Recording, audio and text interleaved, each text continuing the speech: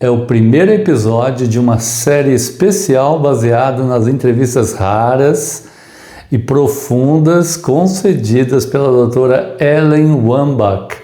Helen Wambach, em inglês, claro, psicóloga e pesquisadora, pioneira em regressões a vidas passadas. Esta entrevista, ou estas entrevistas, foram ao ar em julho e agosto de 1976, concedida a uma rádio norte-americana, e foi conduzida pelos entrevistadores Michael Thoms e Anna Turner. Pessoal,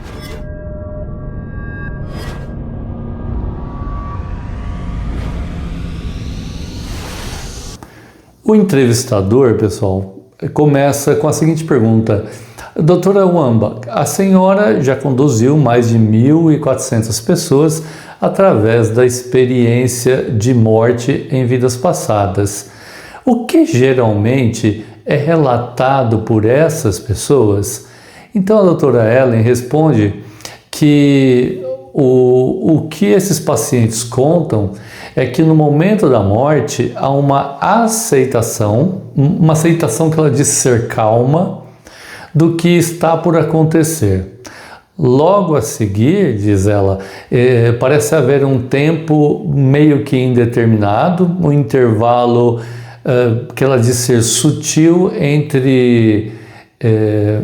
intervalo sutil em que o espírito vai se desprendendo do corpo.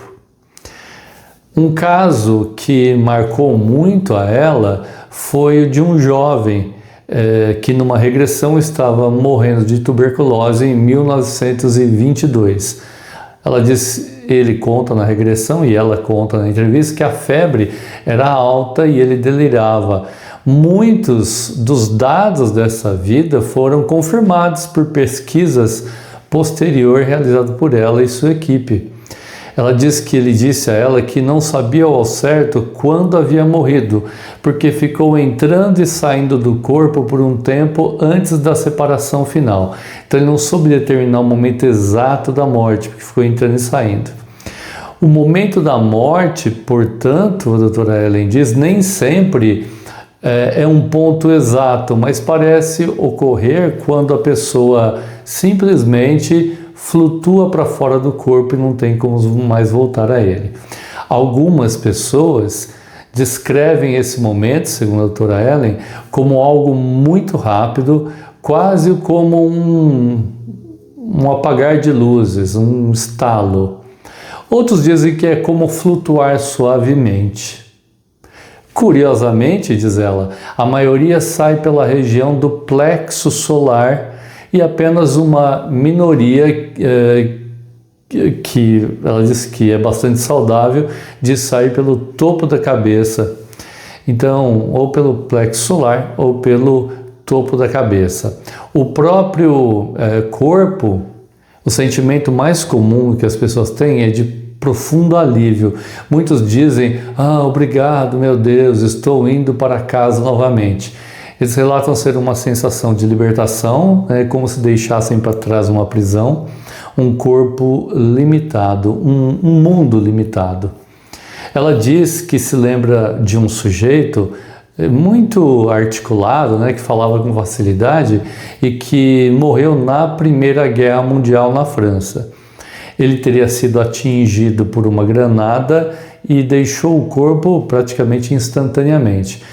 Quando a doutora Ellen pediu para que ele olhasse para o corpo, ela respondeu que ele respondeu a ela que ele não tinha nenhum, que havia explodido, Aparentemente, o corpo foi completamente destruído.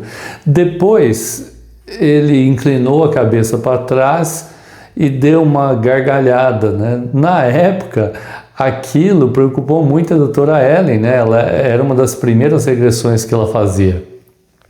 Quando ela perguntou o motivo da risada, ele respondeu o seguinte, pessoal, prestem bem atenção.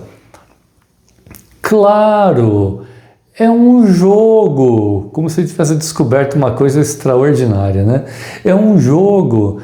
Como eu poderia ter levado isso a sério, ou seja, a vida tão a sério, né? Intrigada, a doutora Ellen perguntou o que ele queria dizer com aquilo e respondeu: ter um corpo é só algo que você faz. Estou muito feliz por estar livre disso, ele respondeu. Depois ele acabou descrevendo, né, a experiência de flutuar, de reencontrar pessoas que haviam morrido, diz que era como ser uma gota d'água, mas era muito melhor ser uma gota d'água num oceano do que num balde pequeno. Essa foi a metáfora que ele usou, né? Ele disse assim: estar vivo, estar num corpo, é como estar num balde de água, sendo uma gota num balde d'água, um espaço limitado, útil para aprender, sim, mas limitado. Aí a doutora Ellen pergunta se ele queria outro corpo. Ele fala: não quero ser confinado novamente. Pelo menos era aquele desejo inicial dele, né?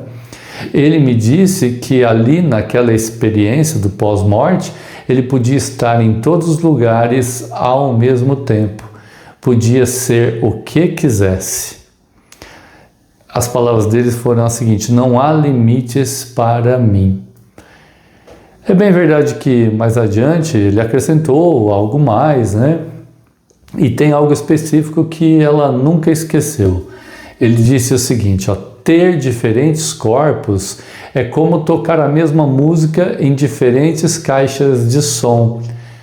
Cada vida é uma caixa diferente, com timbres diferentes, mas a música é a mesma. Eu sou a música. A doutora Ellen comenta que essa metáfora ela achou muito linda, né? E como boa psicóloga, ela gosta sempre de trazer alguns dados, né? Ela diz que isso ajuda a manter os pés no chão enquanto tantos aí viajam por seus traumas e alegrias em suas vidas passadas. Nessa entrevista, a doutora Ellen diz que, com base em cerca de 400 relatos de morte em vidas anteriores, 60% dessas pessoas relatam uma calma no momento da morte, aceitação, alívio e liberdade após a morte, 60%. 20%, ou seja, 20 de cada 100, sentem alegria profunda, extrema, ou seja, para 80% é uma experiência maravilhosa. Apenas uma pequena minoria diz que teve experiências negativas, como medo, confusão, mas esses casos, diz ela, são bastante raros. Também ela diz que perguntou sobre a noção de tempo após a morte, né? E a resposta mais comum é que o tempo não existe, tudo acontece no agora, somente o agora existe. Diz ela também que muitos relataram estarem cercados por uma luz brilhante, calorosa, que não cegava os olhos, associada ao amor e à segurança, e também de pertencimento. O mais impressionante para a maioria, diz a doutora Ellen, é que a consciência segue, né? A vida física é apenas um capítulo. A história não termina com a morte. Então, é uma mensagem bastante interessante, né? O entrevistador faz uma outra pergunta: e quanto à transcendência? Como foi essa experiência para essas pessoas? A doutora Ellen responde que para muitos a passagem, né, foi maravilhosa. A pergunta é: como foi a passagem para as pessoas? Diz que foi maravilhosa. 15% sentiram tristeza, raiva ou arrependimento gerados por terem deixado os filhos para trás ou por terem morrido de forma violenta no meio de algo importante, como o parto, por exemplo, né? Mas apenas 3% expressaram surpresa com a própria morte. Isso por si só, né, pessoal, já é bastante surpreendente, né? No fim, cerca de 80% dos pacientes da doutora Ellen, mesmo os hipnotizados abaixo do nível consciente, ou seja, um nível mais leve, não tem medo da morte. Na verdade, pelo contrário, muitos a recebem com acolhimento e com aceitação. Ela diz na entrevista que se isso se confirmar em mais 1000 casos, ela imagina que talvez ela tenha descoberto algo crucial, né? Que não tememos a morte por natureza, que fomos condicionados a temê-la.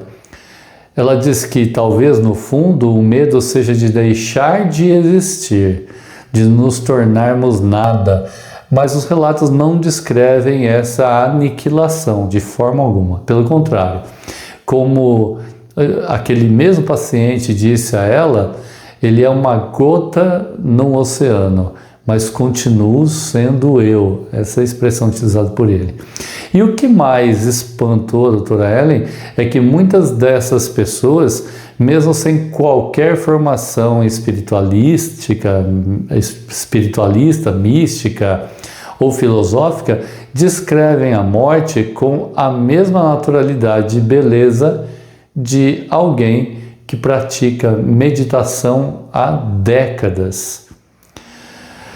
Enfim, este episódio aqui então, dedicado a essa entrevista da doutora Ellen, lembrando que depois ela fez essas 1000 outras entrevistas, está no livro dela, e eles confirmaram essa questão da passagem, tá? Esse relato aqui, se ele tocou aí fundo no seu coração, de alguma forma, deixe aí o seu comentário, principalmente o seu like, e compartilhe com quem você achar que vai gostar desse tipo de conteúdo, tá?